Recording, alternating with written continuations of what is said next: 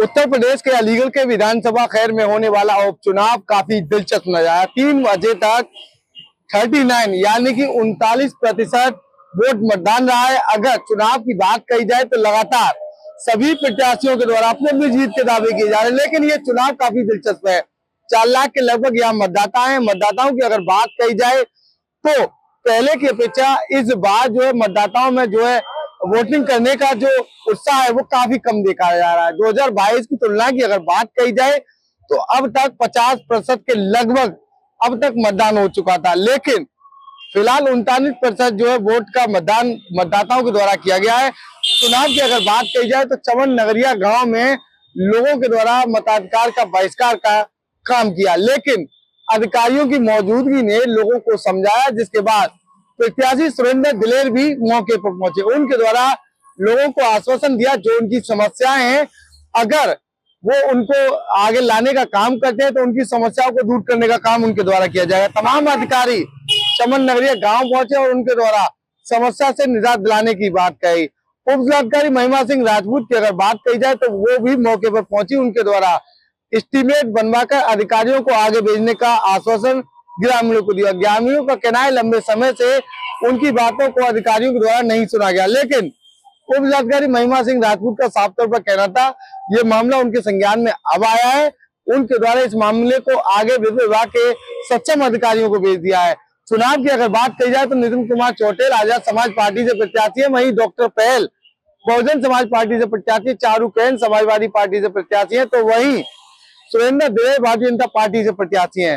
सुरेंद्र दिलेर की अगर बात कही जाए तो वो सुबह अपनी माता रजनी दिलेर का आशीर्वाद लेने के बाद घर से निकले, जिसके बाद जब उनसे बातचीत की गई तो उनका कहना था सभी प्रत्याशियों के द्वारा अपनी अपनी जीत के लिए तमाम कोशिशें की जा रही है, लेकिन जनता जो है उनके लिए पूरी समर्पित है। जो उनके पिताजी और उनके दादाजी की विरासत है वो सम्मान की विरासत रही है।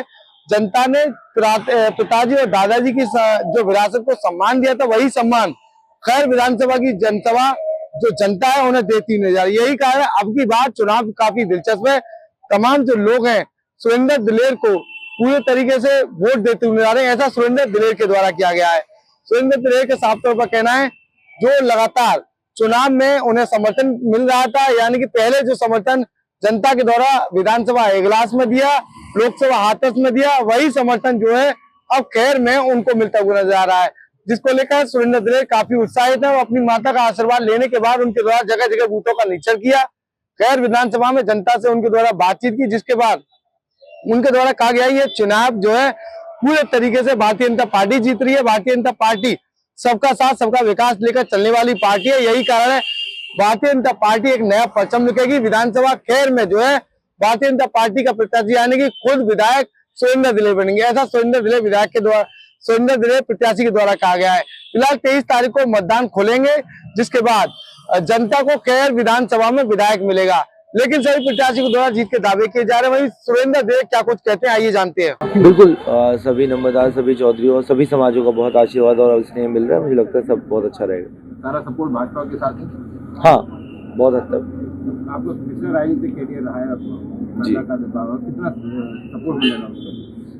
देखिए कहीं ना कहीं जो एक सेवा भाव का जो एक विनम्र भाव से जो सेवा करते हैं हमारे पिताजी दादाजी ने की, उसी छवि को मेरे अंदर देखा जा रहा है और कहीं ना कहीं उसी छवि को अपने माध्यम से मैं जिंदा रखने का पूरा प्रयास करूँगा। लोगों के लिए क्या मैसेज देना चाहते हैं? कैसे बस देवतुल्य जनता के लिए हमेशा लगन से ईमानदारी से काम करूँगा, समर्पित रहूँगा।